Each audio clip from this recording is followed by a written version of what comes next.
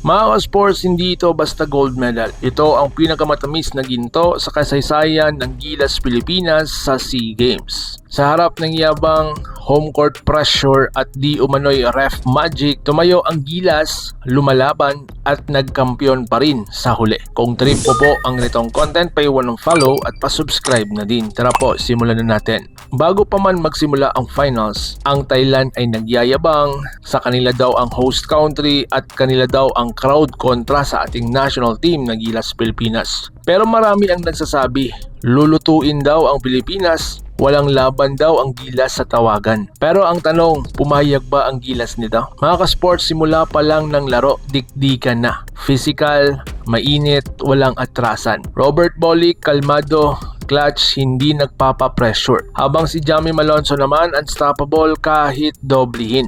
Ang Gilas defense palitan ng saksakan ng tapang. Pero pagdating ng fourth quarter, dito na nagsimulang uminit ang usapan. Mga ka-sports, dito tayo sa fourth quarter controversy. Markado ang 5. Ito na po ang mga ebidensya. Sunod-sunod na mga questionable fouls, contact sa Gilas no call, minimal touch ng Thailand, whistle agad. Markado ang 5, ang tawag ng netizen. Momentum, muntik pa nilang maagaw. Pero imbis na